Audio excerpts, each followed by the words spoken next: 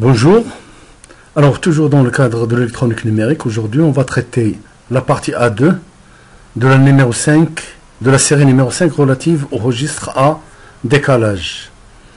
C'est la suite de la partie 1 qu'on a vue par avant. Alors dans cette partie, on aura deux exercices. Le premier est le suivant. Il s'agit d'une chaîne de bascule D qui transfère une information de l'entrée vers la sortie. Et on envoie à l'entrée E le signal suivant. C'est D1. À l'entrée de D1. Voilà.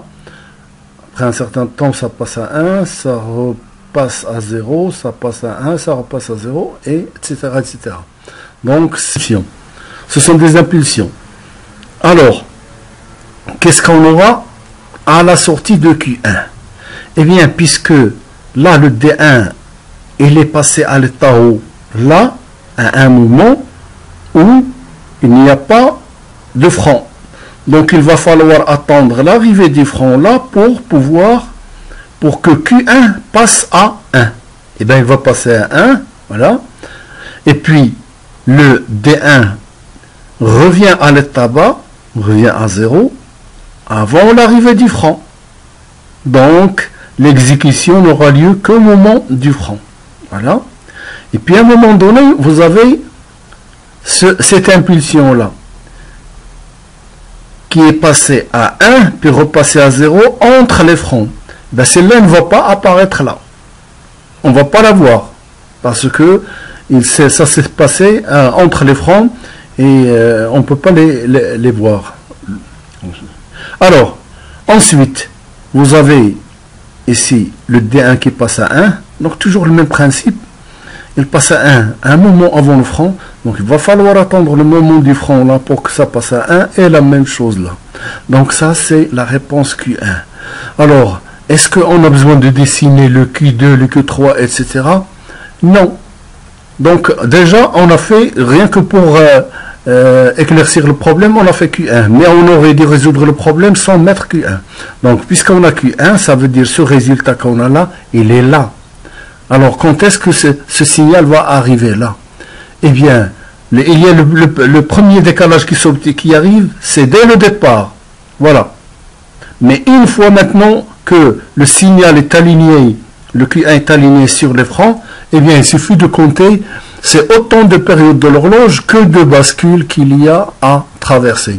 Donc, ce signal Q1, il est là, donc il va traverser Q2, Q3, Q4. Donc 3 fois la période. Ça veut dire par rapport à cette partie-là, eh ben, il y aura 3 périodes. 1, 2 et 3. Voilà. Si on part de l'instant initial, ça veut dire c'est 1 fois, 2 fois et 3 fois. Il va apparaître sur Q4. La même chose pour l'autre signal. Voilà. Alors, maintenant, on passe à un deuxième exemple. Mais c'est pratiquement la même chaîne, sauf que cette fois le signal est périodique. Il est périodique, ça veut dire voilà au niveau de D1, puis voilà, et on cherche le signal au niveau de Q2, au niveau de Q1 qui est l'entrée D2, au niveau de Q2, Q3 et Q4. Voilà l'horloge, le frein ascendant, et on aura voilà. Donc voilà le premier signal qui est à l'entrée de D1. Donc on a une mise à 1 à partir de T0, c'est-à-dire entre les freins. Alors donc il va falloir attendre l'arrivée du frein pour qu'il y ait exécution au niveau de Q1.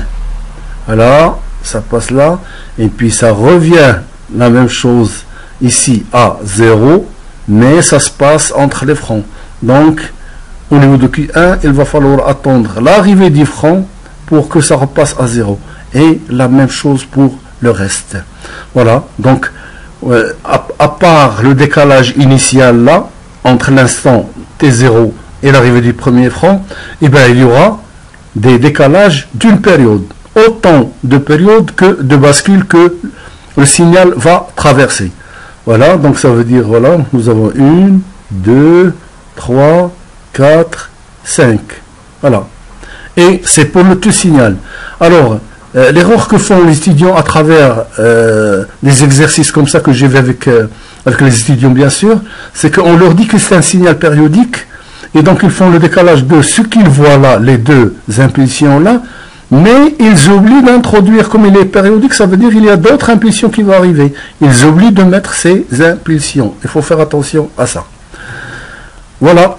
Eh bien, merci pour votre attention. Et si vous avez besoin de copies de ce travail-là, il faut aller à ce lien.